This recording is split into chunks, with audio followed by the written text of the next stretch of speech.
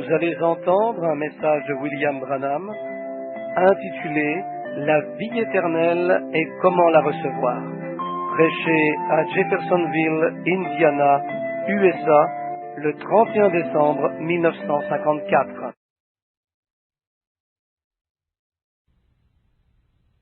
Ici ce soir pour entendre ces témoignages et les différentes expressions d'action de grâce envers Dieu pour ce qu'il a été pour eux durant cette année qui se termine. Je veux joindre mon témoignage au leur. Je pensais aux les sœurs là-bas témoignant du pain à la surface des eaux, et alors frère Slaughter, frère Graham, prêchant lorsque les roues de la vie mortelle se seront toutes arrêtées. Peut-être mal compris ici, mais là-bas devant le trône, Dieu connaît tout de toutes choses. Ainsi nous sommes ici ce soir juste pour, je ne crois pas qu'on puisse dire tourner une nouvelle page ou quelque chose comme cela, que vous tourniez simplement au jour suivant. Mais si nous venions et nous nous donnions à Dieu comme adoration et le remercions pour ce qu'il a été pour nous et lui demander de continuer d'être avec nous, ce serait peut-être ce qui serait le mieux. Je suis seulement un peu fatigué ce soir. J'ai eu quelques personnes hier soir de la compagnie et je suis resté éveillé un peu trop longtemps. Et aujourd'hui nous sommes sortis pratiquement toute la journée. Ainsi je me sens juste un peu fatigué et je ne resterai pas ici très longtemps. Mais je voudrais donner ma place à frère Funk. Il sera notre orateur et alors viendra frère Woods, je crois, après lui. Et alors, il a dit aujourd'hui, s'ils veulent tous rester, je ne devais pas dire cela, mais vous voyez, je l'ai fait. Aussi, je vois le frère Funk assis là, secouant la tête. C'est une petite blague entre lui et moi, frère. Mais c'est vrai, ils ont le privilège de continuer maintenant dans quelques minutes. Et ainsi, nous avons plusieurs orateurs ici ce soir. Vous savez, aussi, il nous reste 3 heures et nous allons essayer de nous presser aussi vite que nous le pouvons. Et quelquefois... Une seule petite chose que je voudrais dire présentement, c'est au sujet du témoignage de cette sœur-là, sœur Leopard, je crois que c'est son nom. J'ai comme fait un nouvel ordre ici, comme vous le savez, il y a quelques semaines, ou environ au sujet des gens qui appellent le bureau. Et alors, frère Cox et les autres vont me démontrer le cas, quel qu'il soit, et me laisser faire comme je l'entends. Et c'est la manière de procéder. Alors l'autre matin, regardant différents appels, je vis que le garçon de Sir Lake avait eu un accident. Je crois que frère Cox m'a dit que c'était cela. Frère Cox, et ils étaient dans une grande tristesse, il était presque à la mort. Et un autre frère avec lequel j'ai été à la montagne cette année dans un voyage, il avait une hémorragie aux intestins, peut-être un cancer. Et en Californie et partout, différentes personnes qui étaient malades. Et j'avais été prié.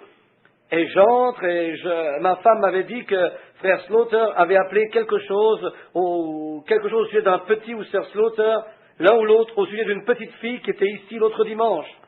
Je suis entré, je me suis assis, j'ai pensé, bien, cher Dieu, j'ai toutes ces choses, et je priais pour eux tous. Que veux-tu que je fasse? J'entendais toujours quelque chose au sujet d'un petit bébé. Bien, je suis retourné voir ce que nous avions au sujet d'un petit bébé. J'ai appelé Sir Cox pour savoir s'il y avait quelque chose au sujet d'un petit bébé. Personne ne semblait savoir rien au sujet d'un petit bébé. Ce n'était pas une vision, juste une pression par l'esprit d'aller à un petit bébé, au sujet d'un petit bébé malade. Eh bien, la seule chose que je pouvais trouver prête ou proche, c'était ce bébé. Bien, la seule chose dont on parlait de là-bas au Kentucky, bien, il ne me semblait pas que c'était lui lorsqu'on me l'a mentionné. Cela ne s'enregistrait pas correctement de toute manière. Et je pensais peut-être qu'une vision viendrait un peu plus tard. Mais ce n'était pas cela. Ça ne tourna pas à la vision. Et je continuais à me questionner. Je suis retourné seul dans ma chambre pour prier et j'ai pensé, qu'en est-il de ce bébé maintenant? Y a-t-il quelque part un bébé auquel je devrais penser? Et dimanche dernier, ou dimanche il y a une semaine, quelque chose comme cela, j'étais assis là, et une petite fille vint et murmura à mon oreille derrière moi. Elle dit, priez pour ma petite sœur, mon bébé sœur. Et c'était la petite fille des Leopard. Elle est peut-être ici ce soir, je ne sais pas. C'est un tout petit bout de fille, très jolie, une petite fille. Et je me suis tourné juste à ce moment. Je dis, c'est très bien, chérie, comme cela. Et j'inclinai la tête et me mis à prier pour le bébé. Et j'ai continué, j'ai oublié cela. Et juste comme cela vient à mon esprit, quelque chose arrive, et je savais alors que c'était Dieu. Aussi alors, je suis allé, j'ai demandé à Méda où ils habitaient. Elle ne le savait pas exactement. Alors nous avons regardé dans le bottin téléphonique et avons pris leur numéro. Et je dis, quelque chose, leur bébé est malade, je crois. Ou il y a une semaine ou quelque chose, une semaine ou il y a 10 jours, leur bébé était malade. Je dis, il y a quelque chose à ce sujet. Maintenant, surveillez. Je les ai appelés et pas de réponse. Bien alors, j'ai rappelé Madame Cox et j'ai eu la dame, et elle est ici, sa mère. Et ainsi j'appelais sa mère et elle me dit, eh bien, pourquoi? Je lui expliquais ce que c'était. Elle est peut-être ici ce soir. Je regrette, je ne reconnais pas la dame. Il se peut que je la connaisse si je voyais son visage. Mais elle me dit que le bébé était à l'hôpital, très mal. Ils étaient à lui donner une transfusion à ce moment-là. Eh bien, je dis, sœur, je ne sais pas. Je ne peux dire si c'est une vision, parce que c'est simplement que je ne puis voir clairement. Cela me cause une pression, me pousse vers ce bébé. Je pourrais seulement, il me semble, ce bébé est constamment devant moi. Ainsi, j'ai continué. Et je dis, je n'irai pas maintenant, car je sais que cela prend un certain temps pour une transfusion. Et il la donne dans la tête ici. Frère Branham montre le haut de son front, note de l'éditeur. Je pense, ainsi, je sais que c'est très douloureux et difficile. Ainsi, j'attendis, j'entrai, priais pour le bébé. Je me préparais, je pensais, c'est l'endroit où le Seigneur me guide. Et je me suis précipité vers l'hôpital, et j'ai demandé à voir le bébé, et il me dit où était le bébé. Dans la chambre, j'ai rencontré la mère. Elle est assise ici présentement. Et elle me dit que sa mère l'avait rejointe environ 1 heure avant cela, ou quelque chose comme cela, et lui avait dit que le Seigneur faisait pression sur moi pour que j'aille voir ce bébé. Et lorsqu'elle retourna au lit, le bébé était couché là, gesticulant, gazouillant et riant. Ainsi je suis entré, et le petit bébé gesticulait, riait et buvait son biberon, et tout aussi normal que n'importe quel autre bébé que vous puissiez voir dans votre vie. Et j'ai simplement posé mes mains sur ce petit bout de fille, et je l'ai béni. Puis je suis sorti de l'édifice. J'ai entendu sa maman dire il y a un moment qu'il l'avait ramené à la maison. Ainsi c'est hier que cela est arrivé. Et aujourd'hui le bébé est à la maison et en bonne santé. C'est mieux que si je faisais 100 interventions par moi-même. Être à l'écoute du Seigneur, afin qu'il puisse vous dire où aller et que chaque fois ce soit parfait. Voyez-vous, c'est le Seigneur qui dirige. Maintenant quelqu'un dit, venez ici frère Branham, allez là. Et vous devenez tellement occupé à celui-ci, celui-là ou un autre, que Dieu ne peut plus vous parler.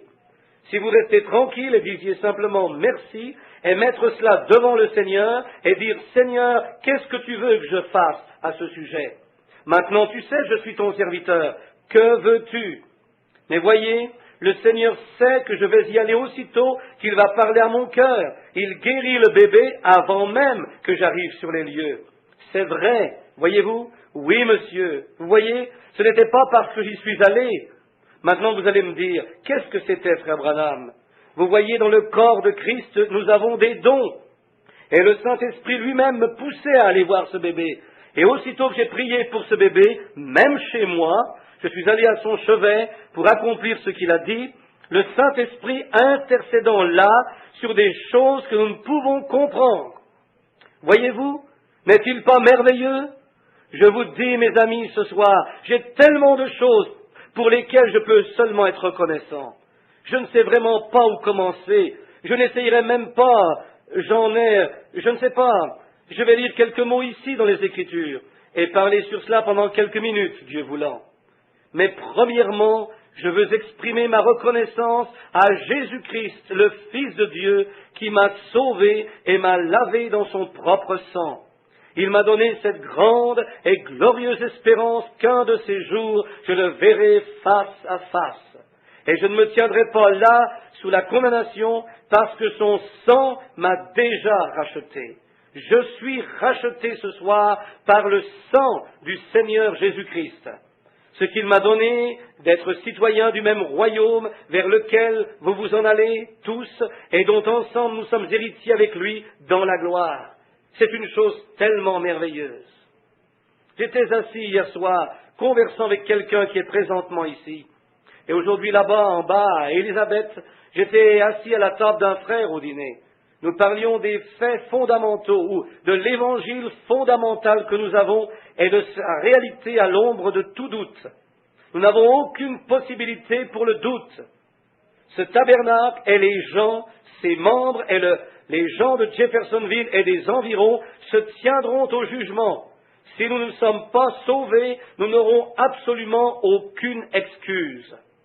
Il y a quelque temps, comme jeune ministre, lors de mon premier réveil que j'ai eu dans une tente ici sur le coin de la rue où ce bâtiment s'élève, j'étais à la rivière et je baptisais un certain groupe en après-midi de ce dimanche-là.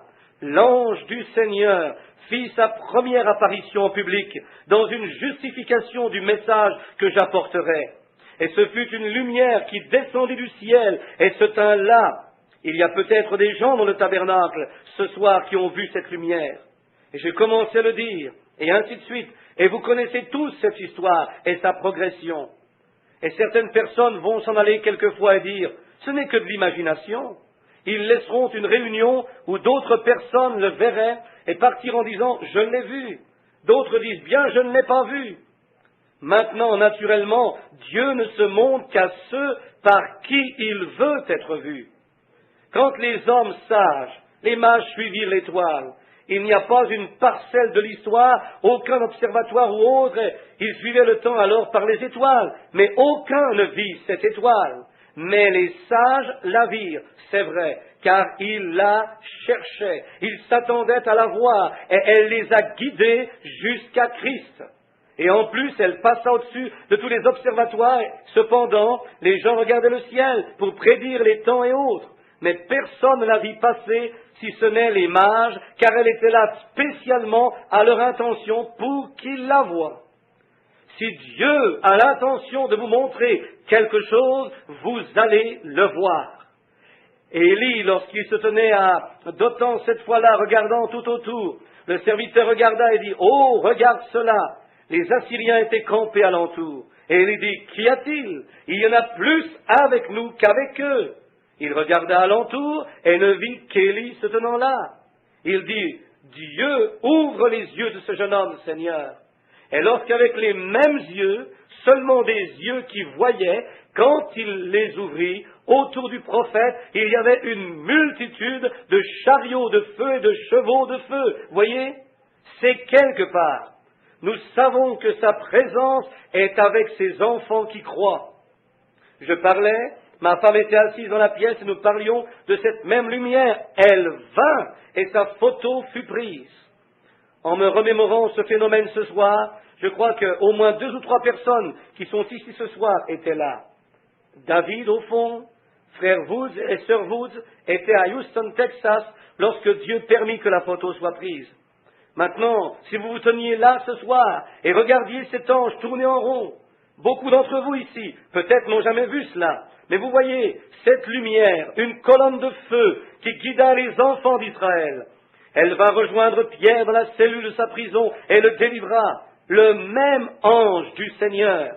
Et la voilà de nouveau ici, après ces centaines, oui, ces milliers d'années, elle est au milieu de nous encore maintenant. Voyez-vous?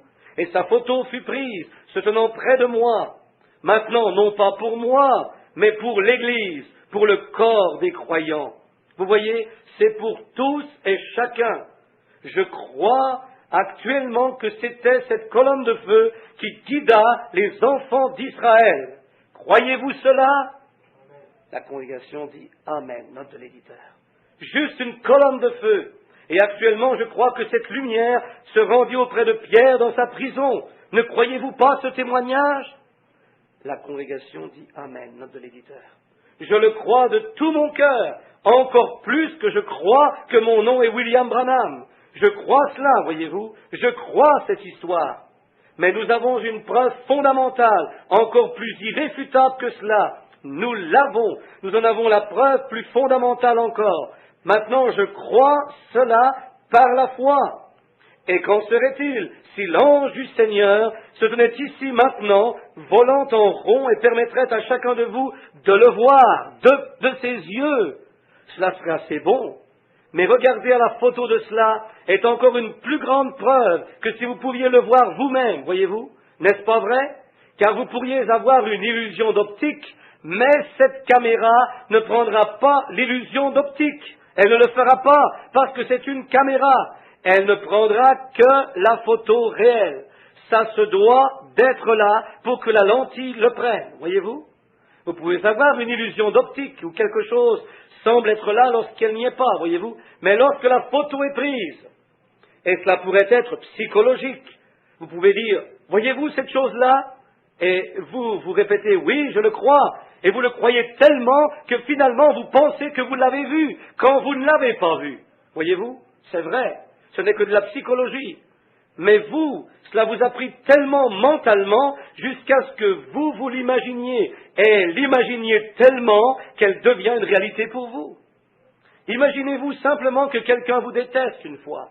Et il ne vous déteste pas, mais vous vous imaginez cela, et vous passez votre temps à penser, il ne m'aime pas.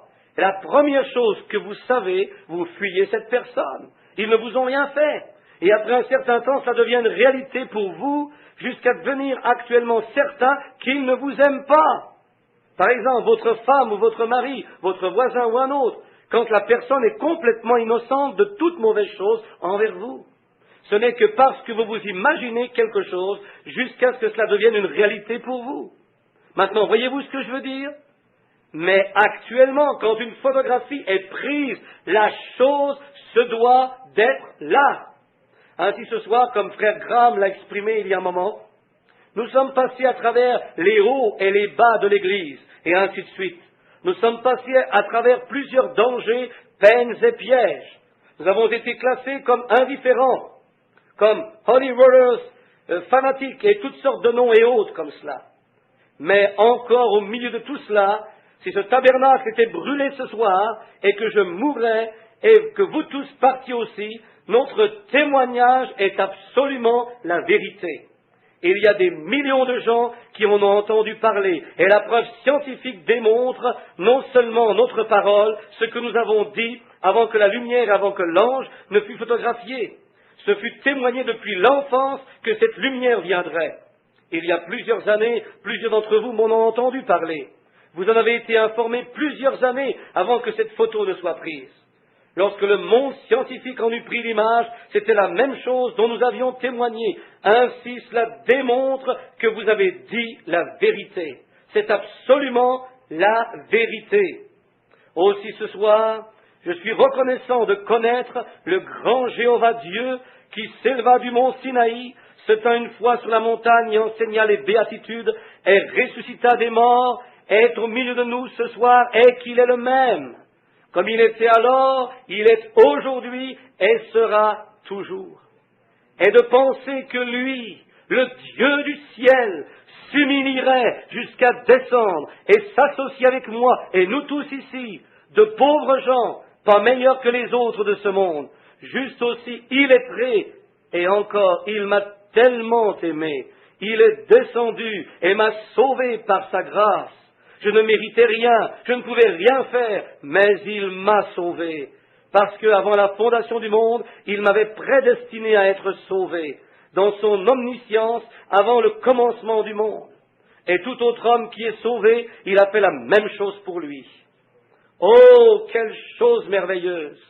Oh, quelle opportunité pour nous tous! Le plus grand désir de mon cœur pour cette année, si Dieu veut entendre ma prière, il se peut que ce soir je ne puisse rester jusqu'à minuit. J'ai 2 petites filles là-bas en arrière qui, lorsqu'elles deviennent fatiguées, commencent à geindre et à pleurnicher. Je devrais peut-être les sortir pour commencer. Je veux vous dire ceci, si je n'ai pas la chance de remonter et de témoigner, je vous remercie tous et chacun d'avoir prié pour moi cette année. Si jamais vous m'abandonnez, je suis fini. C'est par vos prières que je me tiens là. C'est par cela que je puis aller combattre. Je vous aime, comme un frère l'a déjà dit il y a un moment, de tout mon cœur. Je ne viens pas ici aussi souvent que je le voudrais, je ne vois pas assez les gens, et je ne pratique pas mon ministère à la maison comme j'aimerais le faire selon mon cœur. Mais je ne suis qu'un être humain, et je suis très limité à certaines heures, à certaines forces, et tout le reste. Maintenant, avec l'aide de Dieu, s'il veut bien m'aider, Je veux que cette année soit la plus grande année de ma vie. Par la grâce de Dieu, j'ai gagné à Christ plus d'un demi-million d'âmes. J'espère cette année compléter le million, si Dieu le veut. Car Dieu voulant, je veux recommencer mon périple dans les pays étrangers, aussitôt que nous serons prêts financièrement et le reste, dès que nous en serons capables. Se rendre dans ces autres pays là-bas, là où nous en gagnons plusieurs milliers à chaque fois. Et je sais que le jour est proche. Les heures sont depuis longtemps passées, le crépuscule est arrivé, mes amis. Et je veux faire le plus possible, car c'est le seul temps où vous et moi, nous serons des mortels. C'est le seul temps de toute l'éternité où nous aurons le privilège de gagner quelqu'un à Christ. Faisons-le, faisons tout ce que nous pouvons, employons chaque heure dont nous disposons pour sa gloire. C'est mon intention pour cette année qui vient, et avec l'aide de Dieu et vos prières, j'y arriverai. Ainsi, priez pour moi maintenant. Maintenant, inclinons nos têtes pour un moment, pour l'ouverture de sa parole. Père, c'est ta parole éternelle posée ici devant moi. Aucun homme dans le ciel ou sur la terre n'était digne de prendre le livre et d'en briser les sceaux et d'y regarder, si ce n'est l'agneau qui fut immolé depuis la fondation du monde. Maintenant, nous l'invoquons et nous avons trouvé grâce devant toi. Nous prions, ô agneau de Dieu, que tu prendras ces quelques moments maintenant, pendant que nous tournons les pages de ta parole et l'ouvrons à nos cœurs. Nous le demandons au nom de Jésus. Amen. Maintenant, je devais étudier pendant un petit moment cet après-midi sur un certain sujet pour ce soir. Mais je n'ai pas trouvé le temps de le faire. Ainsi, ma femme est venue avec Billy et je venais juste de commencer à tourner les pages de la Bible. Alors j'ai pensé, bien, je vais aller dans Melchisédek. Alors je pensais, si je prends cela, les autres, les frères n'auront pas le temps de parler. Ainsi, je vais retenir cela pour un autre jour, le Seigneur voulant, pour lorsque nous aurons beaucoup de temps. Alors j'ai trouvé le 10e chapitre des Actes qui parle de l'Église du début.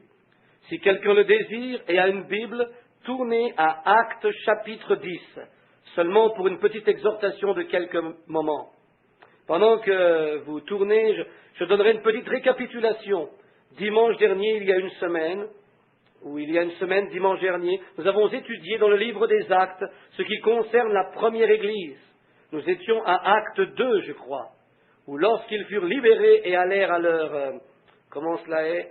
Pierre leur dit comment ils devraient se repentir et être baptisés au nom du Seigneur Jésus-Christ pour la rémission de vos péchés et recevoir le Saint-Esprit. Maintenant, j'aimerais vous démontrer une petite chose. Est-ce que tout est correct ce soir venant de l'estrade ?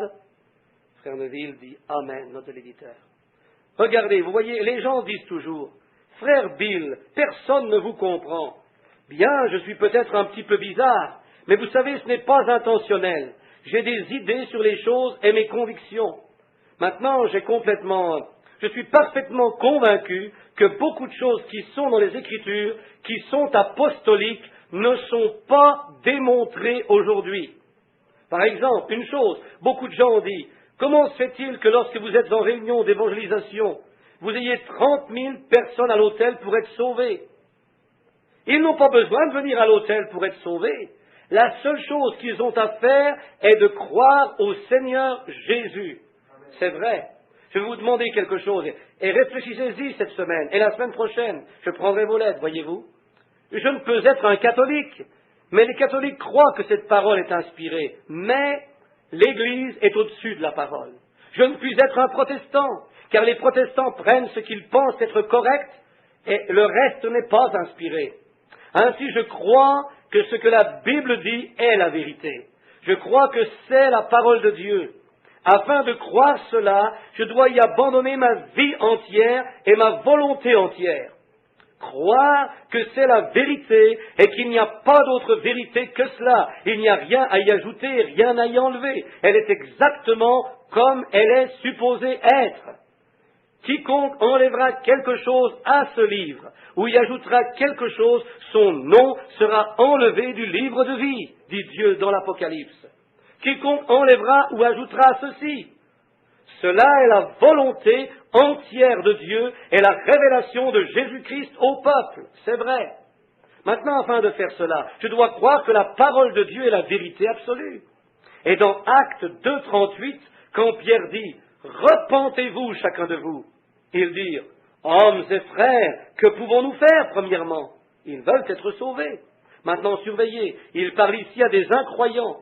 Maintenant, regardez ce qu'il dit. Il dit « Repentez-vous chacun de vous ». Maintenant, que veut dire se repentir? Se repentir veut dire regretter sincèrement ce que vous avez fait. Par exemple, qu'en est-il maintenant si je me tourne ici et je frappe mon frère sans raison, et je veux m'en repentir?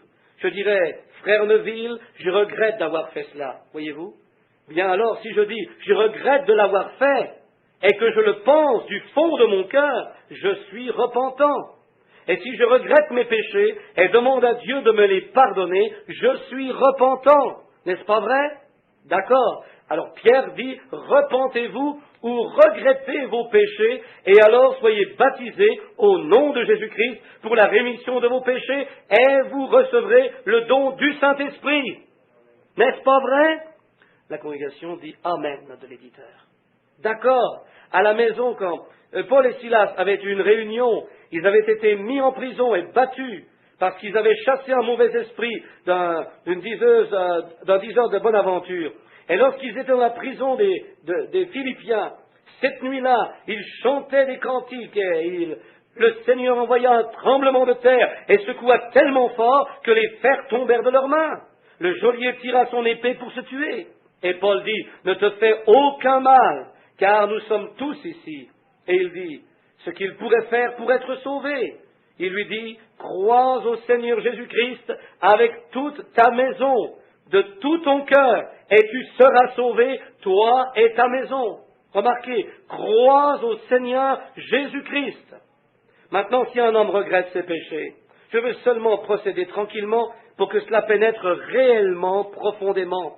Si un homme regrette ses péchés et se repent, ayant un réel regret pour ses péchés, et qu'il accepte Jésus-Christ comme son sauveur pour ses péchés, et qu'il est baptisé au nom de Jésus-Christ, Dieu est dans l'obligation, à cette minute même, de donner à cet homme le baptême du Saint-Esprit. S'il ne le fait pas, il ne peut, il n'a pas honoré sa parole. N'est-ce pas vrai? La congrégation dit Amen, nom de l'éditeur. Maintenant, alors, pourquoi toutes ces réunions d'attente, de demande? Pourquoi devons-nous avoir ces évidences et autres? Or, Jésus dit dans Saint Jean 5, 24, « Celui qui entend ma parole et croit en celui qui m'a envoyé a la vie éternelle. » Maintenant, si la vie éternelle, que veut dire ce mot éternel? Cela signifie sans fin. Celui qui entend mes paroles et croit en celui qui m'a envoyé a la vie sans fin. Pourquoi tous ces gens qui reviennent, essayant d'être sauvés de nouveau et ainsi de suite alors? Si vous avez la vie sans fin, vous ne pouvez périr. Votre vie ne le peut pas, car vous avez la vie éternelle. Maintenant, s'il y en a parmi vous qui veulent aller voir le mot, vous découvrirez que le mot grec qui est Zoé, Z-O-E, ce mot grec signifie la vie de Dieu. Parce que si c'est éternel, il n'y a qu'une chose qui soit éternelle, et c'est Dieu.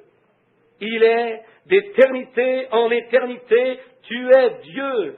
Maintenant, s'il est d'éternité en éternité, et qu'il vous a donné la vie d'éternité en éternité, alors vous devrez devenir une part de son être éternel. N'est-ce pas vrai? Et si vous devenez une partie de son être éternel, ceci fait de vous son fils ou sa fille, ce qui accomplit ce que l'Écriture dit, nous sommes fils et filles de Dieu.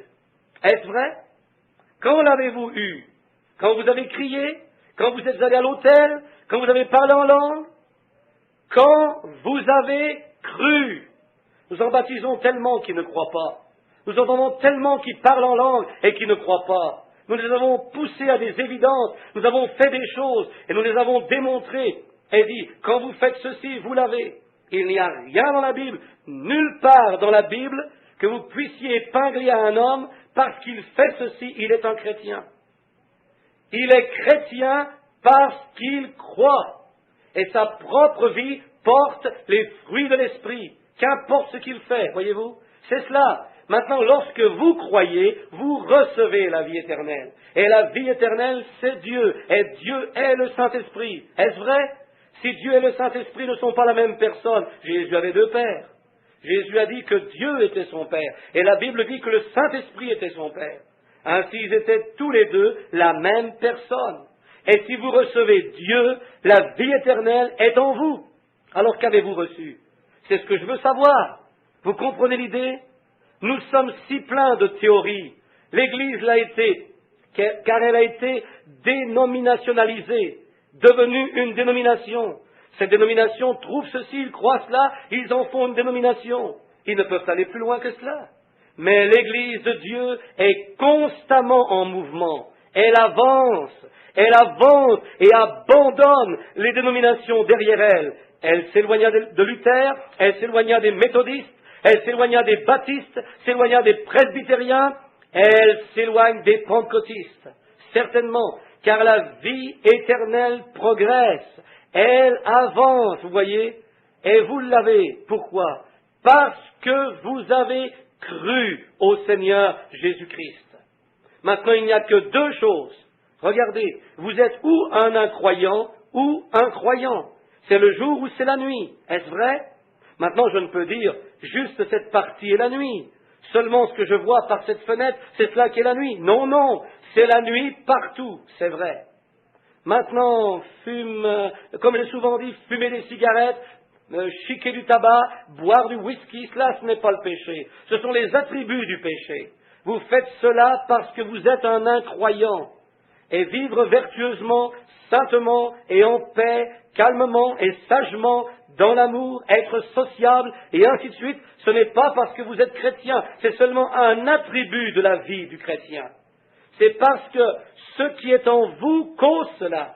Et si vous l'imitez, que vous le faites, parce que vous êtes supposé être un chrétien, alors vous êtes un hypocrite, c'est vrai. Si votre vie n'est pas de douceur. Parce qu'en vous, quelque chose sort, cela le fait, cela vous fait vivre de cette manière. Vous aurez des épreuves, des troubles, des hauts, des bas, des mésententes. Cela n'a rien à faire avec cela. Quand Israël fut rétrograde et s'en alla en Égypte, ils rétrogradèrent. Ils ne perdirent jamais leur alliance. Ils perdirent la joie de leur salut. David n'a pas dit « redonne-moi mon salut ». Il a dit « redonne-moi la joie de mon salut ». Son salut devait rester le même, mais il s'égara du mauvais côté et perdit la joie de son salut. Voyez-vous ce que je veux dire? Quand avez-vous été sauvés? Quand avez-vous été sanctifiés? Quand avez-vous été remplis du Saint-Esprit? Quand vous avez cru au Seigneur Jésus-Christ, car vous avez reçu là la vie éternelle. Mais alors, à partir de ce moment, vous avez commencé à grandir. Quand vous avez progressé dans la sanctification à travers le Saint-Esprit, le parler en langue et les autres choses. Mais vous avez reçu la vie quand vous avez cru. Vous voyez ce que je veux dire? Et maintenant, ceci ne veut pas... Des personnes ont déjà la vie. Et vous essayez de leur faire faire quelque chose ici lorsqu'elles ne sont pas encore rendues au bon endroit. Les pentecôtistes ne sont jamais venus à l'endroit où se trouve l'Église maintenant, à l'adoption ou le placement des fils. Maintenant, dans l'Ancien Testament, quand un fils naissait dans une maison, il était un fils parce qu'il était né dans la maison. Mon fils est mon fils lorsqu'il est né de moi. Et lorsque l'Église pentecôtiste a donné naissance, ou découvert ce qu'ils appellent la naissance, la nouvelle naissance, ou l'Église du Saint-Esprit, qu'ils étaient nés dans le royaume de Dieu, eh bien maintenant dans l'Ancien Testament, maintenant dans Éphésiens, le 1er chapitre, cela dit, nous sommes prédestinés à l'adoption en tant que fils, à l'adoption de fils. Regardez cela, l'adoption de fils, oui monsieur. Et un homme dans l'Ancien Testament, lorsqu'un fils naissait dans sa maison, il était un fils à sa naissance, mais il avait un tuteur pour l'élever jusqu'à ce qu'il atteigne un certain âge. Alors, si le tuteur donnait sa parole au père que cet enfant était digne et correct, et tout le reste, maintenant il était alors adopté dans cette famille. Beaucoup d'entre vous qui lisez l'Ancien Testament ne connaissaient pas les Écritures sur cela. Il était adopté dans la famille, mais s'il ne l'était pas, il demeurait tout de même un fils, mais il n'était pas adopté. Et alors, s'il était adopté, Il était amené à l'extérieur sur la rue. On lui mettait une robe et il y avait une cérémonie. Alors la signature du garçon sur le chèque signifiait la même chose que celle de son père. Juste la même chose, car il était adopté dans la complète fraternité de la famille. Dieu adopta son propre fils lorsqu'il le prit avec lui. Il prit Pierre, Jacques et Jean comme témoins, car par la parole de 2 ou de 3 témoins, que chaque parole soit confirmée. Ils montèrent là-haut, et Dieu couvrit le Christ de son ombre. Le Saint-Esprit couvrit Christ de son ombre, et son vêtement brillait comme le soleil. Est-ce vrai? Et Dieu lui-même dit, celui-ci est mon Fils bien-aimé, écoutez-le. En d'autres termes, voici ce qu'il a dit et tout ce qu'il y a à dire. Alors, il avait égal, et naturellement, il était Dieu. Mais Dieu, dans la chair de Jésus-Christ, se manifestant lui-même au peuple. Et là, Dieu adopta son propre Fils. Et maintenant, quand l'Église pentecôtiste et ses gens, dans les derniers jours, ont commencé à voir la nouvelle naissance, être nés de nouveau, ils crurent que c'était terminé. Non, monsieur, vos hauts et vos bas, vos va et vient et toutes les choses comme cela, Dieu ne peut pas vous accepter comme fils. Mais quand vous demeurez dans le royaume, dans l'Évangile, demeurez correct, un de ces jours, Dieu va vous appeler et vous mettre à part, vous adopter comme son fils devant les gens et vous donner quelque chose qui va secouer les nations. Voyez-vous ce que je veux dire? C'est l'adoption dans la famille. Maintenant, ceux qui l'ont suivi, Pierre, Jacques et Jean, nous parlons ce soir de Pierre, une grande vision, comment ces hommes vivaient en ce jour-là. Et maintenant, premièrement ici, au 20 ou le 32e verset du chapitre précédent, le 9e chapitre, comme Pierre visitait tous les saints, il descendit aussi vers ceux qui demeuraient à Lyde. Il y trouva un homme nommé Aîné, couché sur un lit depuis 8 ans et paralytique. Et Pierre lui dit, Aîné, Jésus-Christ te guérit. Lève-toi et arrange ton lit. Et aussitôt il se leva. Surveillez cela. Regardez ce qui est arrivé. Tous les habitants de Lyde et de Saron, surveillez ceci, se convertirent au Seigneur. Parce qu'un homme qui avait la paralysie fut guéri, tous les habitants du pays se tournèrent vers le Seigneur, car un paralytique avait été guéri. Et aujourd'hui, un mort est ressuscité. Et les gens disent, c'est du diable, c'est de la psychologie, c'est de la télépathie mentale. La personne n'était pas morte pour commencer. Vous voyez la différence? C'est notre indifférence envers Dieu qui a déterminé ce que nous recevons aujourd'hui. Nous allons subir le jugement divin. Le monde entier est secoué présentement sous l'impact de jugement à donner la chair de poule. Un des ministres va probablement le comprendre dans quelques minutes. Ces jugements qui arrivent. Et j'espère qu'ils le font de toute manière sur le jugement qui vient. Parce que le monde entier est prêt, il frissonne. Toutes les nations tremblent. N'allez pas penser que la Russie ne tremble pas. Les États-Unis et les îles tremblent. Qui va lancer cette première bombe atomique?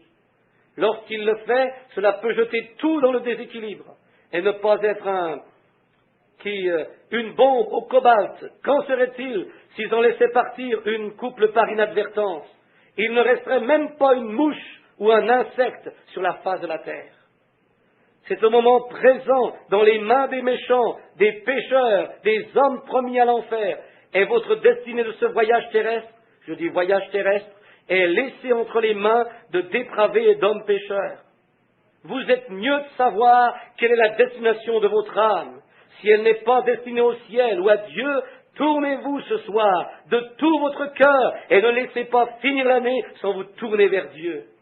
Car votre voyage terrestre est entre les mains des méchants, cruels au cœur de glace, des athées. C'est ce à quoi votre corps terrestre est destiné. Quoi qu'il décide de faire, cela est final pour vous. Que Dieu soit miséricordieux. Et Dieu, dans son aimable miséricorde, envoie des signes et des merveilles et des miracles et autres, et prêche l'Évangile, et les gens détournent constamment leur face de lui. Alors, comment pouvez-vous espérer autre chose que le jugement? Vous devez le recevoir.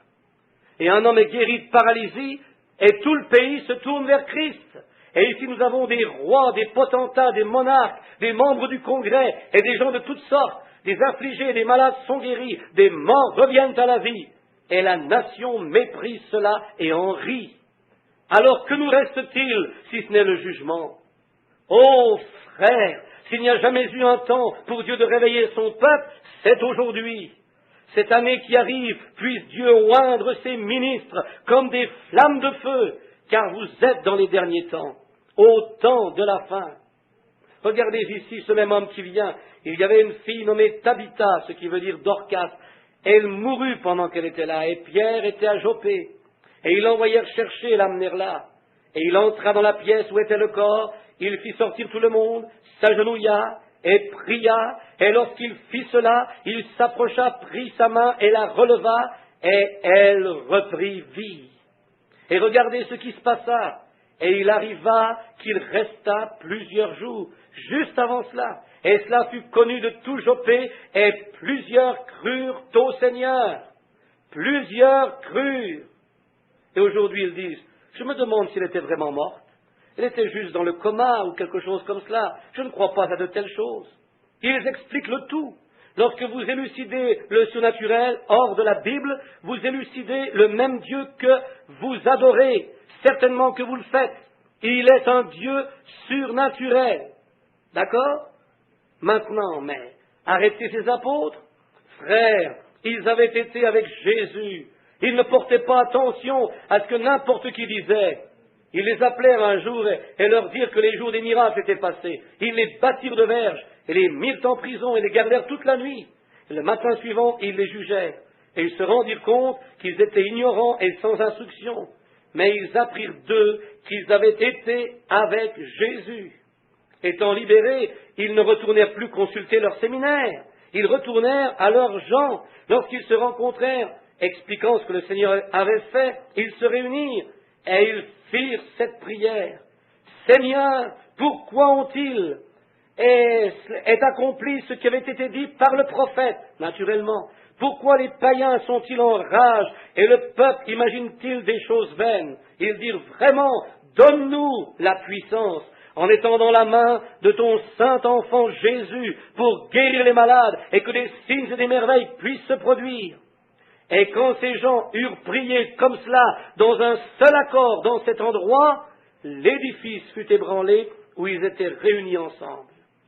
Ce dont nous avons besoin ce soir, c'est une prière commune, une réunion de prière où nous nous lions ensemble avec un tel cœur et un tel accord, et que nous fassions une prière comme cela, alors nous aurons une autre période de secousse.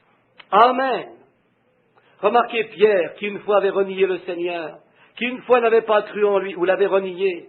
Il était sorti, avait pleuré amèrement, et il était revenu. Maintenant, il avait reçu le Saint-Esprit. Écoutez-le prêcher. Il y avait un homme du nom de Corneille, un centurion du groupe appelé le groupe italien, un homme dévoué, que lui et sa maison craignaient Dieu. Il faisait l'aumône et priait Dieu toujours. Quel homme!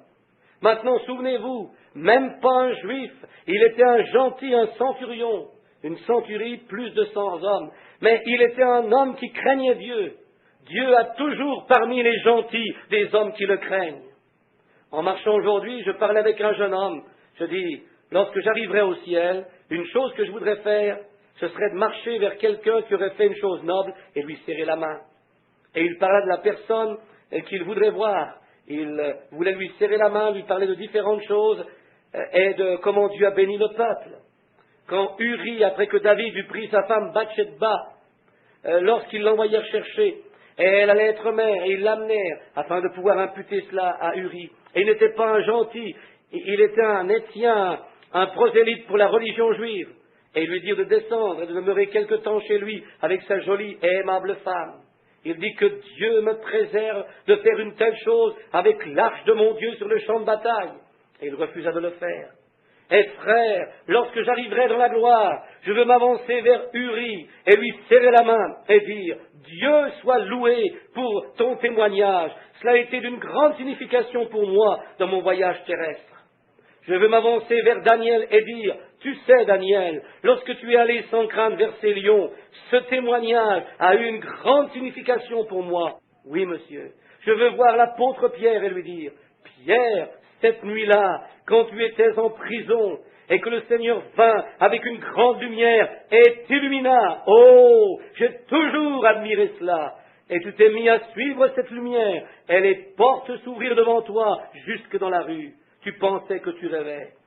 Quel événement! Il n'y aura pas de place tranquille dans le ciel lorsque tous ces rachetés se retrouveront là, n'est-ce pas? Ce sera une chose merveilleuse qui se passera là, quand tous les rachetés entreront là. Et voilà ce centurion, la maison de Corneille.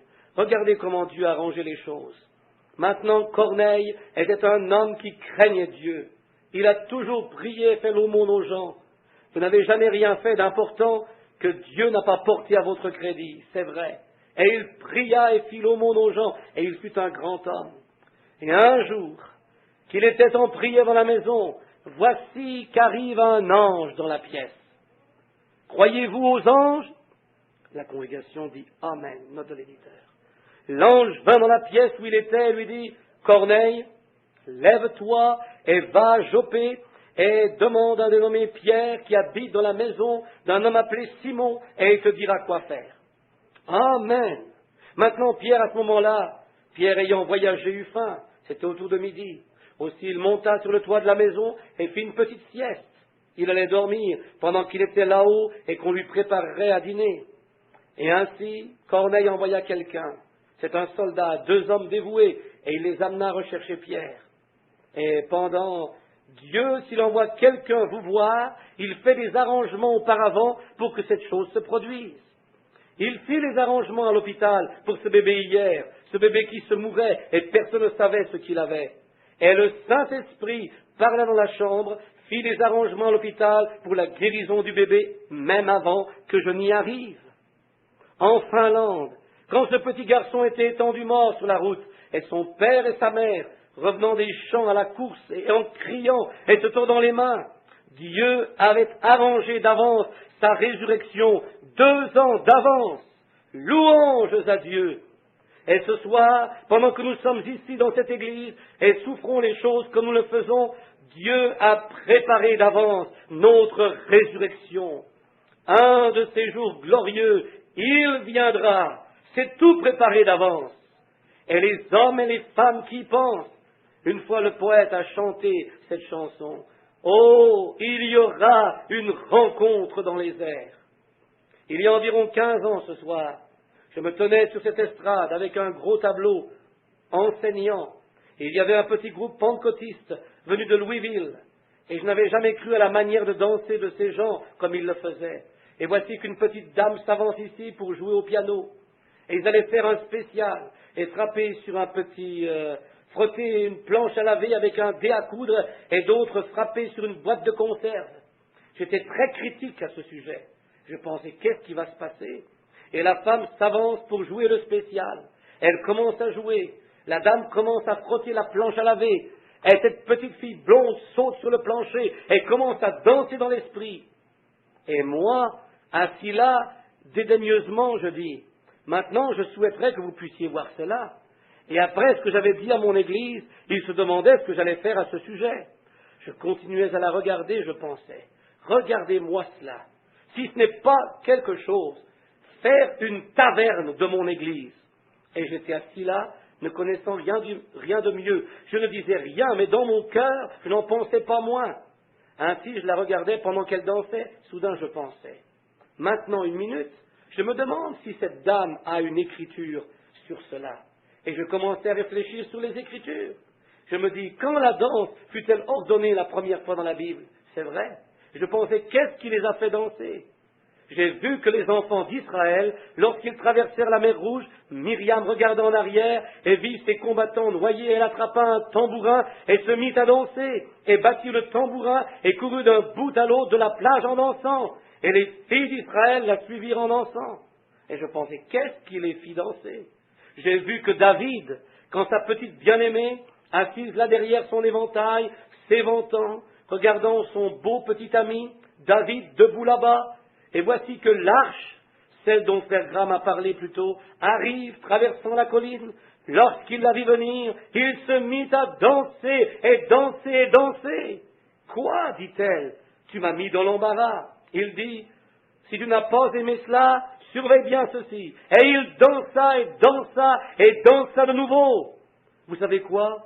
Dieu regarda du ciel et dit, David, tu es un homme selon mon cœur. C'est vrai. Et je pensais, vous savez, je crois qu'il y a quelque chose qui ne va pas avec moi. Je n'ai pas eu assez la victoire, peut-être.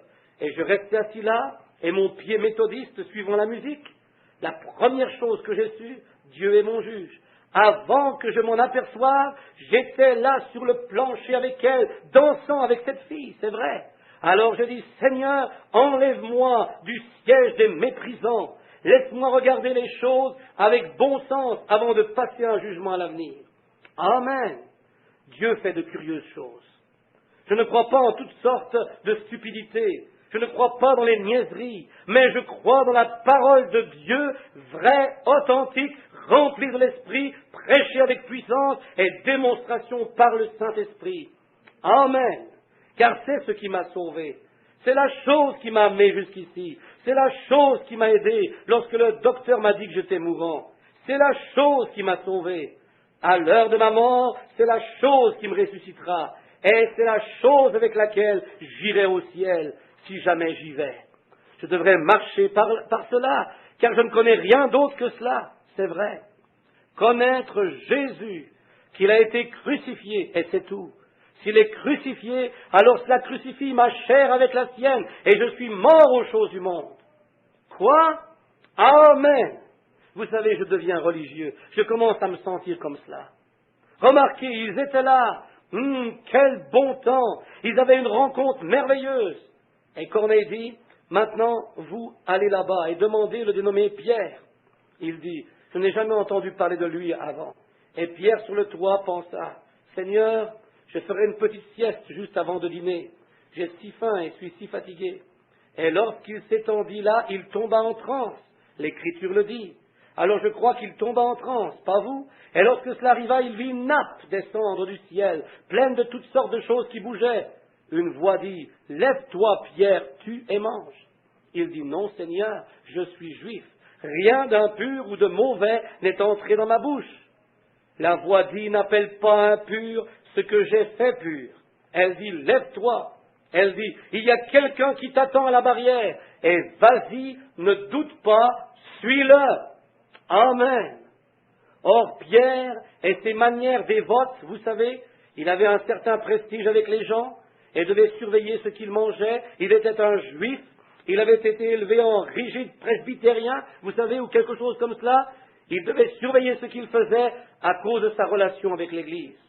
Alors le Seigneur lui dit, tu suis, c'est gentil, en ne faisant pas attention à ce qui se passe ou autre. Tu vas là-bas. Et lorsqu'il monta l'allée de la maison de Corneille, Corneille assembla tous ces gens. Il lui dit comment il avait vu l'ange du Seigneur. Il dit, maintenant Pierre, je t'ai envoyé chercher. Et lorsque Pierre fut là et commença à prêcher, pendant que Pierre disait ces paroles, le Saint-Esprit tomba sur eux, et ils furent tous remplis du Saint-Esprit et commencèrent à prophétiser, à parler en langue et à avoir un merveilleux temps. Il dit, pouvons-nous interdire l'eau? Maintenant ils ont reçu le Saint-Esprit avant d'être baptisés au nom du Seigneur Jésus. Et Pierre demeura avec eux quelques jours. C'est l'Église apostolique avançant dans l'Esprit où Dieu le lui dit. Pierre se passa de dîner, Pierre partit pour suivre le Seigneur. Et Dieu ne peut avoir un homme ou une femme aujourd'hui, dans ce tabernacle ou ailleurs, qui ne ferait pas attention à ce qui se passe autour d'eux, mais se soumettrait au Seigneur en tant qu'individu. Dieu conduira le même homme aujourd'hui qu'il l'a conduit alors. Il l'a prouvé. Il est avec nous. Ce dont nous avons besoin aujourd'hui, c'est d'une vie humble et soumise. Soumettez-vous. Ne vous retenez pas. Ne faites rien si ce n'est de vous aligner directement sur le Saint-Esprit. Ce que le Saint-Esprit dit, faites-le rapidement. Ne dites pas, je vais attendre pour savoir ce qu'est ceci ou cela. Ce que le Saint-Esprit dit de faire, allez le faire. Qu'en serait-il si je n'étais pas allé en Finlande quand le Saint-Esprit m'appelait là-bas? Qu'en serait-il si je n'étais pas allé à l'hôpital hier où ce petit bébé était couché mourant, si je n'étais pas allé? C'est l'obéissance est supérieure au sacrifice.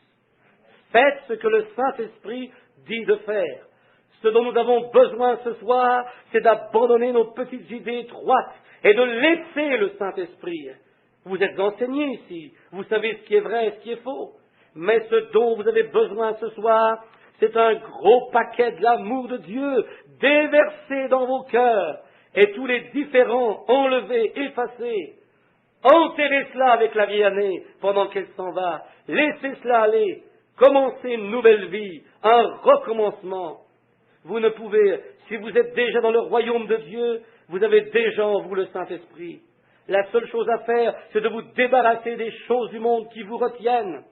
Il dit, permet que nous laissions de côté tout fardeau et le péché qui nous enveloppe si facilement et que nous puissions courir avec patience dans cette vie, la carrière qui est devant nous. Hébreux chapitre 12, verset 1. Abandonnons tout fardeau. Pouvez-vous imaginer les mages qui venaient pour voir Jésus? Je vais vous donner simplement un petit drame pendant quelques minutes.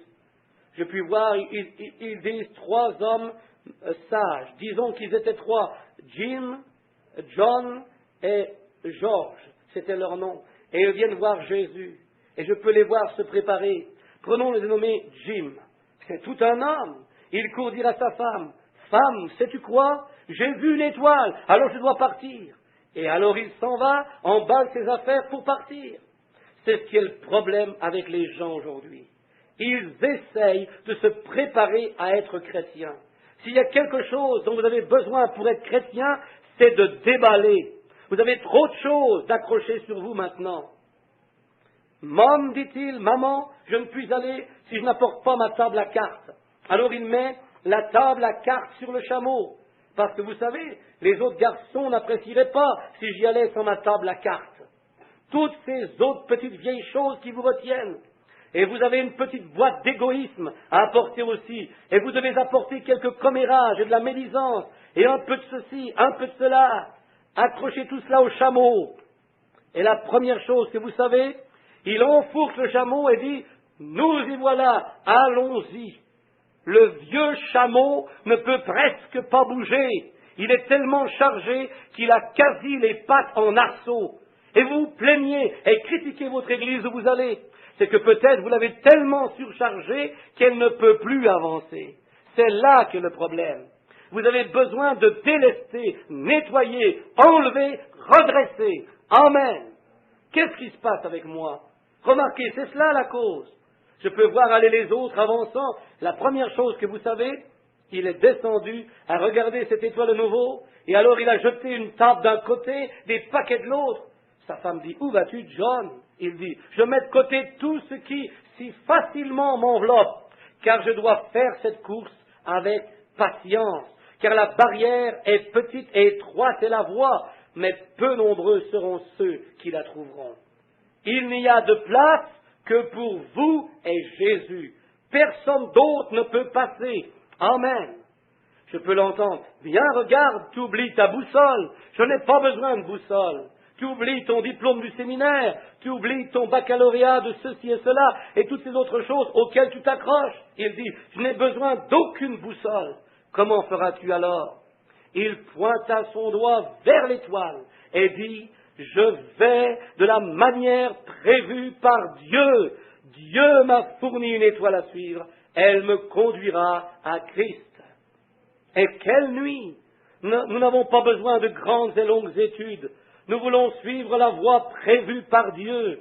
Et la voie prévue par Dieu en ce jour est le baptême du Saint-Esprit. Et les fils de Dieu sont dirigés par le Saint-Esprit. Ceci vous amènera à votre destination. Abandonnez les fardeaux, abandonnez tout le reste, retournons aux jours apostoliques. Notre fondement est sûr. Dieu nous l'a prouvé par des signes, des merveilles, des photographies et toutes sortes d'autres choses. Il a prouvé qu'il est avec nous. Et autour du monde, ce glorieux et puissant évangile a balayé 1 500 000 âmes dans le royaume de Dieu l'an dernier. L'église pentecôtiste a eu du succès avec toutes ces églises dans le monde en conversion.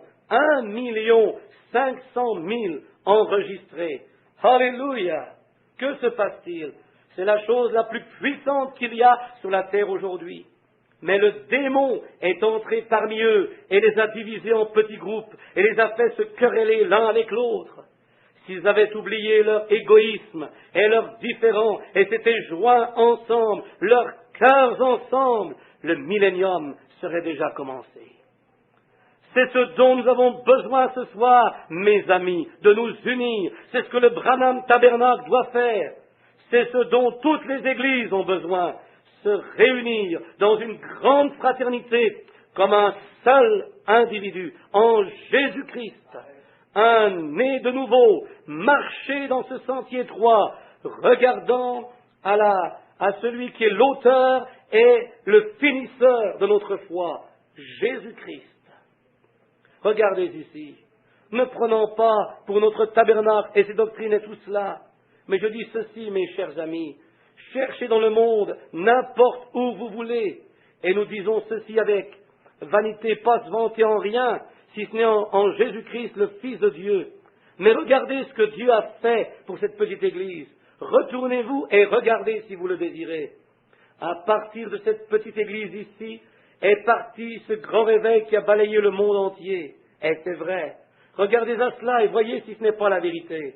Dieu est avec nous, dans son amour et sa miséricorde. Regardez comment il nous guérit lorsque nous sommes malades. Regardez ces cas de cancéreux, d'aveugles, de sourds et de muets, et toutes ces autres choses qu'il guérit parmi nous partout. Alors il nous aima assez pour venir donner une preuve scientifique, pour mettre son sceau sur l'Église et avoir sa photo prise avec nous. Amen. C'est là que les critiques vont devoir se fermer la bouche, se reculer et dire « Je ne puis rien dire là-dessus ». Amen. Je suis si heureux ce soir que je suis l'un d'entre eux. Je suis si heureux d'être un chrétien. Je suis si heureux de vivre ici parmi ces gens qui croient dans ce grand mouvement. Je m'attends à des petites différences. Nous sommes humains. Mais en principe, nous sommes un. C'est vrai. Nous sommes un. Ensemble, nous nous tenons comme une unité en Christ. Dieu nous a bénis et nous a donné des choses merveilleuses. Pensez seulement comment je ne pourrais pas être ici par moi-même ce soir si ce n'eût été du Seigneur, quand les meilleurs docteurs dirent que je ne pourrais survivre. Mais le chef des docteurs vint et dit « C'est dans mes mains, tu vas y arriver. » Je l'ai cru. Comment se porte Sir Weaver assise là, comme un squelette assis dans une chaise roulante, lorsqu'ils l'ont amené ici pour être baptisé dans le nom de Jésus-Christ. Les docteurs lui avaient donné jusqu'au matin à vivre. Elle avait un cancer qui la dévorait il y a 6 ou 7 ans. Elle est encore avec nous ce soir. Combien d'autres je pourrais rappeler qui sont entrés et sortis par tes portes, qui sont venus ici infirmes, affligés, malades, aveugles, boiteux, estropiés et tout le reste, et qui ont été guéris, juste par cette seule petite porte, comme un témoignage de la résurrection de Christ. Que devrions-nous être? Que devrait être ce Branham Tabernacle? Il devrait être un phare qui est situé dans la place la plus sombre du monde, Jeffersonville. S'il n'y a jamais eu une place qui avait besoin de l'Évangile, c'est Jeffersonville, c'est vrai.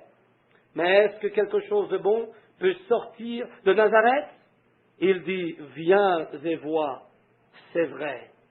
Les points noirs, nous n'avons pas besoin des lumières pendant le jour, nous en avons besoin lorsqu'il fait nuit. C'est là que Dieu envoie la lumière, dans les endroits sombres. C'est très difficile, facile d'aller où tout fonctionne bien, mais où tout est difficile, dans les endroits sombres, les places dures.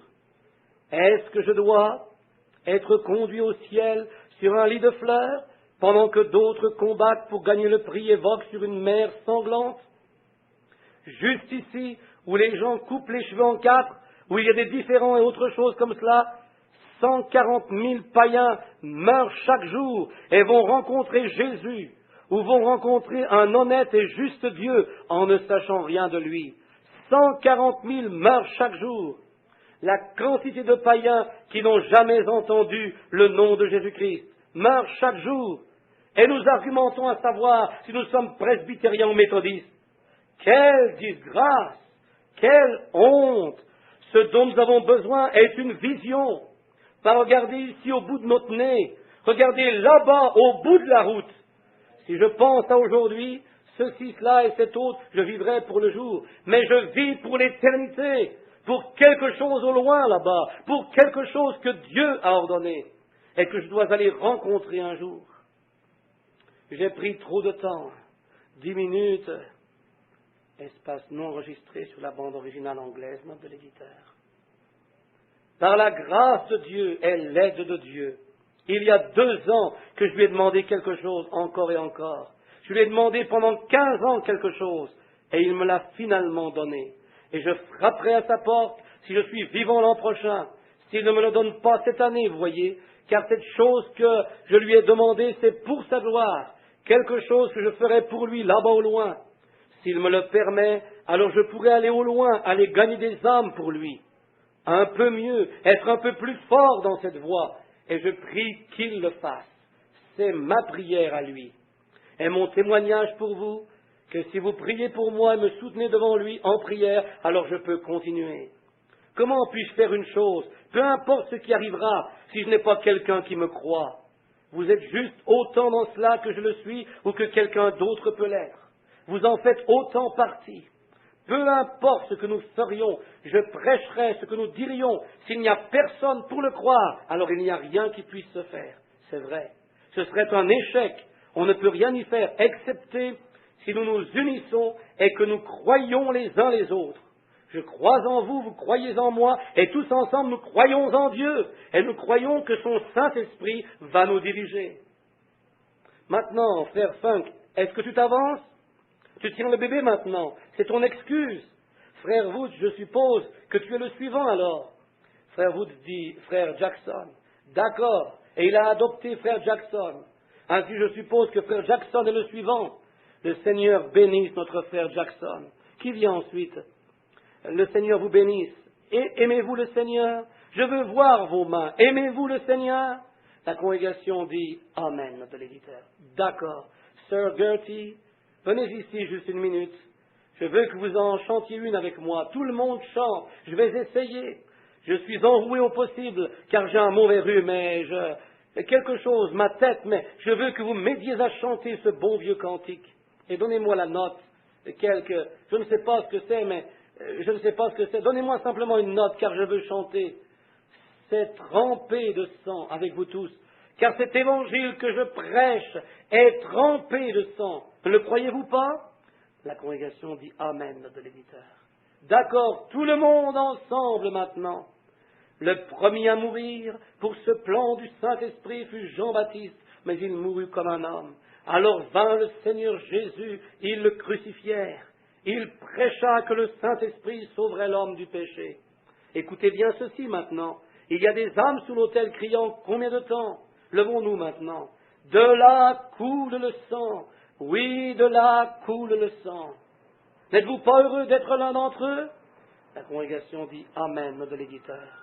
Quel genre d'évangile? Le même évangile qui leur fut donné, les mêmes signes suivis des mêmes merveilles, la même colonne de feu, le même Seigneur Jésus, la même guérison des malades, la même puissance de l'Esprit, toutes choses avançant dans l'ordre.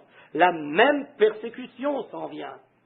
L'évangile du Saint-Esprit, d'où coule le sang. Tous ensemble maintenant, de là coule le sang. Retournez-vous et donnez la main à quelqu'un et dites « Louange à Dieu, coulant de sang, Alléluia ». N'êtes-vous pas « Louange au Seigneur, Amen ». De là coule le sang. Oh, comme j'aime Jésus. Chantons le plus fort maintenant. Levez vos mains. Oh, comme j'aime Jésus. Notre Père céleste, nous te remercions ce soir pour le Seigneur Jésus-Christ, pour sa puissance, pour son amour, pour savoir en ce noble et grand jour dans lequel nous vivons, que quand les prophètes anciens ont vu ce jour et ont donné ce commandement concernant ceci, que les hommes deviendraient élevés, hautains, aimant les plaisirs plus que Dieu, ayant une forme de piété, mais reniant ce qui en fait la puissance. Quand il a dit, il y aurait des moqueurs dans les derniers temps qui se moqueraient, ridiculiseraient, et nous vivons dans ce temps, Père. En ce jour, les voitures courraient rageusement dans de larges voies, elles courront comme l'éclair, elles ressembleront à des torches, toutes ces grandes prophéties se réalisent. Quand Jésus a dit « Les vagues de la marée se briseront sur les rivages et de haut en bas des berges de la mer », et quand les grands signes et les merveilles apparaîtraient là-haut dans le ciel, comme les soucoupes volantes et le reste, à cause de ces signes, le monde sera dans la crainte et tremblera. Cela causera des tremblements de terre à divers endroits et toutes sortes de choses, des temps de confusion et de détresse entre les nations. Et il a dit, c'est en ce jour qu'Israël fleurira. Alléluia! Cette vieille étoile à 6 pointes de David flotte au-dessus de Jérusalem pour la première fois en 2500 ans.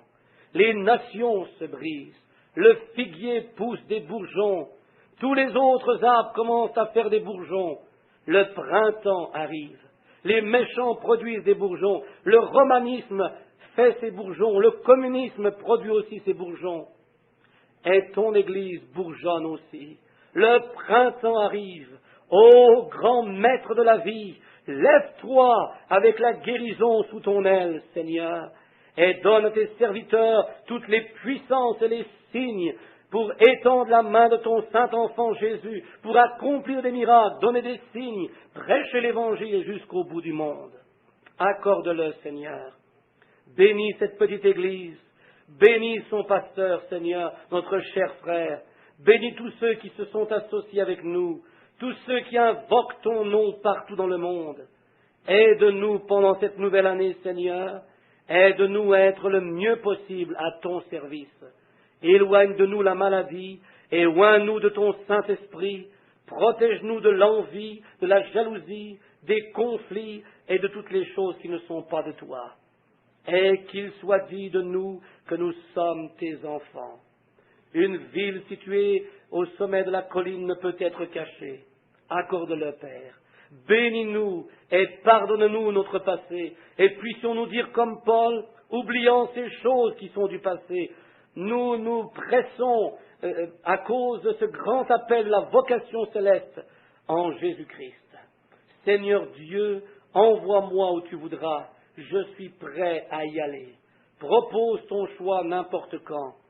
Pardonne-nous, je te le demande de nouveau, et sanctifie cette Église pour l'honneur de ton nom et ta gloire avec les gens qui s'y trouvent. Car nous te le demandons au nom de Jésus. Amen. Vous pouvez vous asseoir maintenant. Le Seigneur vous bénisse. Il y aura une rencontre dans les airs. Dans la douceur de l'au-delà, je vous rencontrerai là-bas, dans la maison par-delà le ciel. Ne l'aimez-vous pas? La congrégation dit Amen, nom de l'éditeur. Oh, il y en a un que je veux rencontrer par-dessus tout, c'est Jésus. Pas vous? Amen, dit l'assemblée, nom de l'éditeur.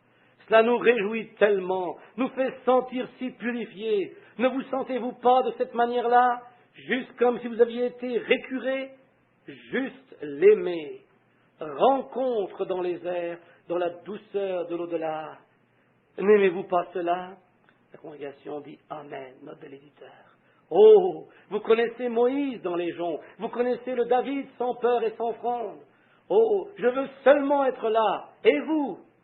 La congrégation dit Amen, note de l'éditeur.